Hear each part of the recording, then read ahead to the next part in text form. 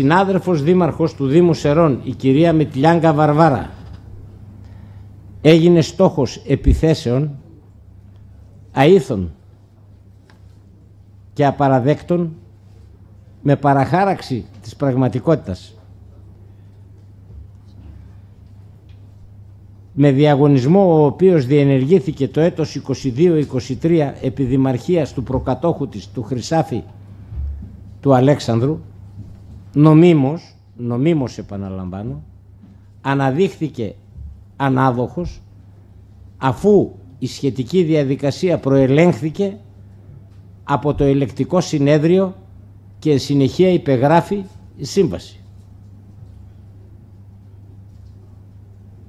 Ο λαός του Δήμου Σερών εκφράστηκε, έγινε αλλαγή στη διοίκηση. Ούτε η κυρία Μητλιάγκα κατήγγειλε τη συγκεκριμένη σύμβαση, διότι ήταν υποχρεωμένη να την εφαρμόσει και την ακολούθησε. Συμπλήρωσαν κάποια πράγματα με ομόφωνη απόφαση του Δημοτικού Συμβουλίου η απελθούσα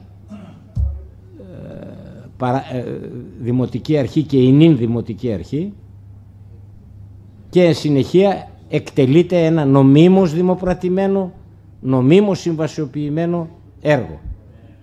Και έρχεται ένας κύριος Χ, δεν θέλω να αναφερθώ στο όνομά του, και ενώ βρισκόμαστε σε αυτό το στάδιο καταγγέλει εντός εισαγωγικών τον διαγωνισμό ως τιμένο,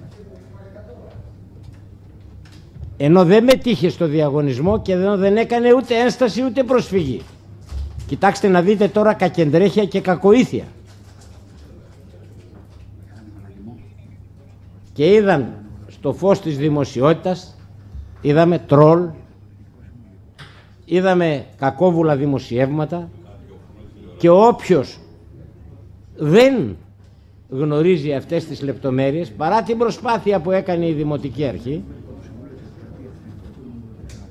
βάζει με το νου του χίλια δυο σε βάρος της αυτοδιοίκησης και του θεσμού της αυτοδιοίκησης γενικότερα και ειδικότερα σε ό,τι αφορά το Δήμο Σερών. Γι' αυτόν τον λόγο και η Δήμαρχος Σερών, ο πρόεδρος του Δημοτικού Συμβουλίου, ήδη μαθαίνω πήγε στον εισαγγελέα και κατέθεσε ό,τι διημήφθη και ό,τι ελέγχθη στο Δημοτικό Συμβούλιο, και καλά έπραξε. Και ο πρώην Δήμαρχος και η νυν Δήμαρχος θα καταθέσουν μήνυση για συκοφαντική δυσφήμιση στον εισαγγελέα εναντίον αυτού του ανθρώπου.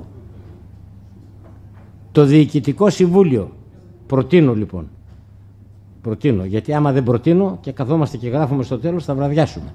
Προτείνω, που το έθεσα υπόψη και της Δημάρχου που μιλήσαμε και συμφωνεί, το Διοικητικό Συμβούλιο της ΚΕΔΕ κατά την τακτική συνεδρίασή του της 28ης Δευτέρου 25 με αφορμή τα πάσης φύσεως επώνυμα και ανώνυμα δημοσιεύματα με στοχευμένα επικριτικά σχόλια και επιθέσεις στηριγμένα σε παραποίηση της αλήθειας σε βάρος της νυν Δημάρχου και της Δημοτικής Αρχής του Δήμου Σερών, αποφάσισε τα εξής. Πρώτον, η συγκεκριμένη άδικη επίθεση είναι συκοφαντική και θίγει την αυτοδιοίκηση ως θεσμό. Δεύτερον, η συγκεκριμένη σύμβαση εγκατάστασης και συντήρησης οδοφωτισμού καταρτίστηκε με τήρηση της νομιμότητας από την προηγούμενη Δημοτική Αρχή και εκτελείται νομίμως από την νυν Δημοτική Αρχή.